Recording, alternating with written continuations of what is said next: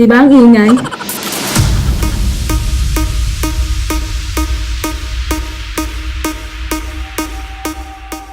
Hello guys and welcome back to my channel, and for today's video, ang gagawin naman natin is magmamask tayo dahil ito yung weekly mask ko with the Aztec mask. Naisip ko na mag-video na parang DIY siya, na Aztec mask, tapos yung apple cider plus itong charcoal. Yan. Ayan siya. Oops. Ayan. So, bali ito, makakabili kayo nito sa mga tiyanggi-tiyanggi. Kasi mga parang nirepack lang to. And na-activated charcoal. Sorry, ang lakas ng ulan. Baka naririnig sa audio. Sorry talaga. Ayun. Bali ito kasi medyo maliit lang siya. Kung makikita niyo sa palad ko. Ayan o. Ganyan lang siya kaliit. Bali, maraming uses kasi yung activated charcoal and super ganda niya. Kung gusto nyo, GMG nyo na lang. Google mo, girl. Ayun. And ito, yung ganito kaliit, 50 pesos siya.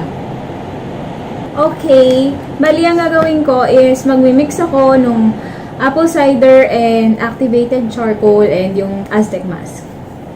Okay. Tapos, i-insert ako ng clip after nito, yung pagmimix.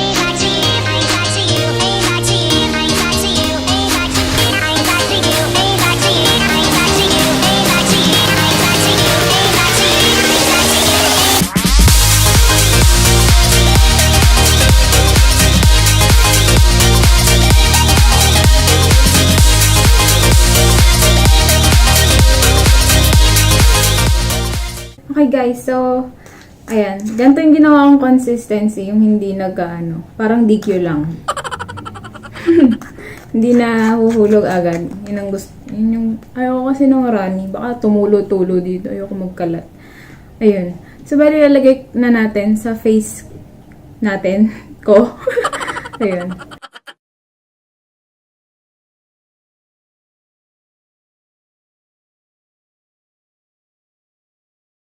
Guys, may sobra pa. Kakapalan ko na lang yung lagay.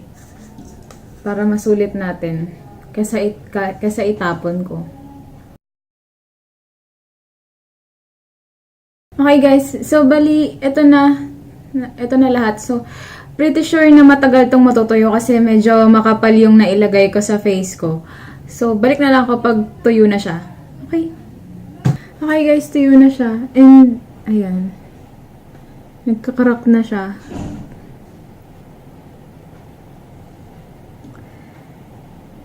Nabawasan yung tightening effect nung Aztec mask nang dahil siguro dun sa activated charcoal. Hindi siya ganong masakit kasi and nagagalaw ko agad yung bibig ko. Hindi siya yung pagka Aztec mask and apple cider lang. Ang hirap galawin yung bibig ko. Ayan. Mali babalik na lang ako. Mag-wash na lang ako ng face. Okay guys, nakatapos ko lang magbanlaw. And, ayan, makikita nyo na medyo namumula siya. Hindi pala medyo, namumula siya. Yun yung same effect ng Aztec mask. Pero hindi siya yung nag-pulsate. Di ba pulsate kasi, di ba, feel your face pulsate, nakalagay dyan kay Aztec mask. Kasi kapag ni-remove ko to, yung Aztec mask at apple cider lang ay, pag tinanggal mo yon, as in mag-iinit yung mukha mo. Dito hindi masyado. Nag-init siya pero hindi katulad ng effect ng apple cider and yung Aztec mask lang. Ayun. Tapos ang bilis niyang tanggalin kasi kapag Aztec mask and apple cider, ang hirap kuskusuan ng kuskus. Tapos, hindi siya talaga natatanggal. Pero ito, ang bilis lang. Isang mga ganun-ganun lang, konti lang, natanggal na agad. Ayun. Balik ako sa inyo kapag nag-subside na yung redness ng mukha ko. Guys, nag-subside na yung redness ng mukha ko. Ayan, kung makikita nyo naman.